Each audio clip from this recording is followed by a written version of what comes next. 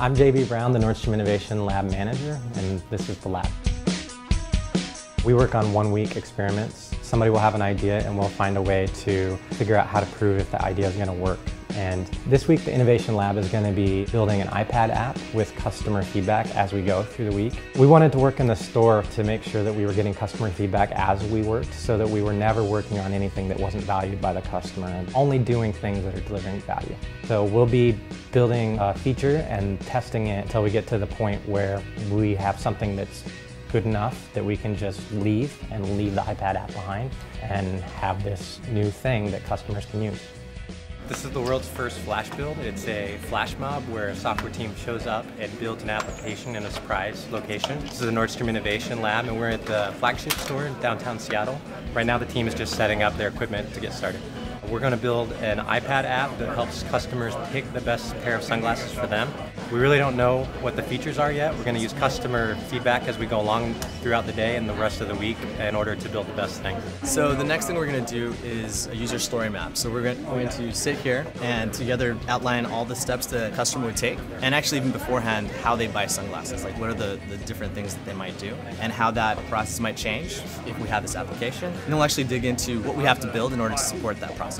So now that we've done a card mapping, we're going to do a paper prototype, and this is something that we commonly do in the Innovation Lab. It's a great way to show what we'd like to do in a rough prototype that we can easily throw out, change, alter based on feedback from the customers. I'll continue building individual paper slides, and our user experience specialist at Mattel will bring the prototype to a customer and say, okay, I have this app and this is a paper version. I'd like you to kind of use it like you would normally use an app, and you can press things, interact with them, and then she'll change out the pages based on how the customer uses it. So it's a similar experience to the iPad, only an analog version.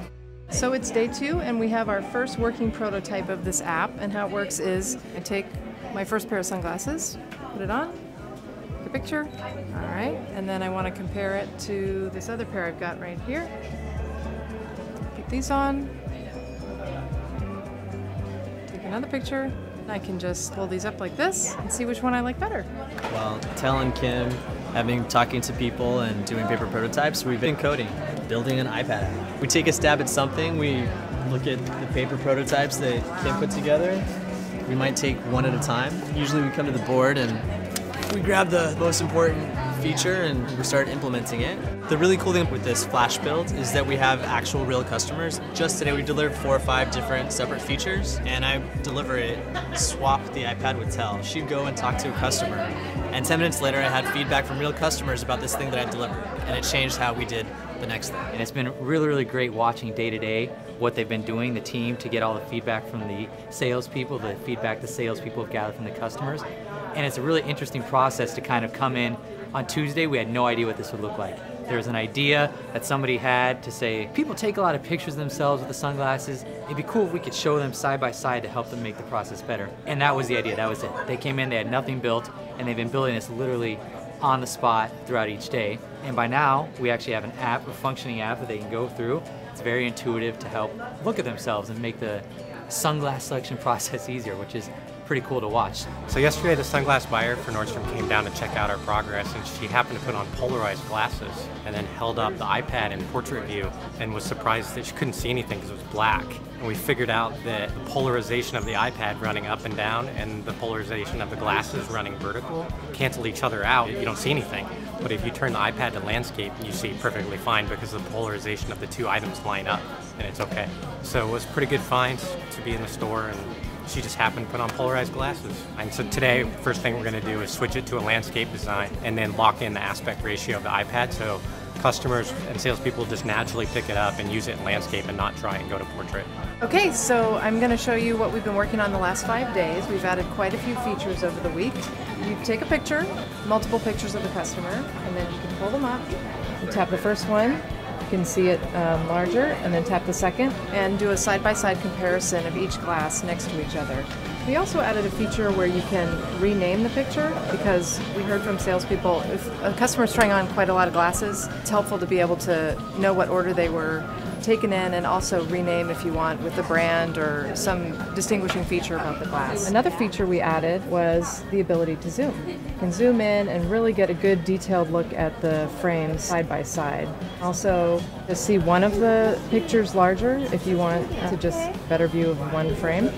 You can flip the camera view as well. Face it forward so the salesperson can take a picture of it like this, or you can flip the camera like so. Take a picture of yourself facing forward. And then at the end of it all, we have a button called New Customer, which just erases all of the images and allows the salesperson to start with a new customer. We're just trying to put the final touches on the app. Tel talked to a lot of users, and they said that when we went into the compare view, it was unclear where the pictures were coming from and which picture was which, so the animation here is trying to solve that problem, make it a little more clear what's going on. One of the challenges with software is when you're done, right? And I think the answer is really, it depends on how much time you have.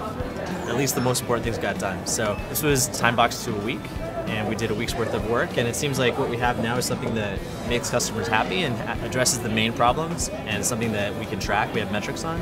So I think we're gonna call that a day.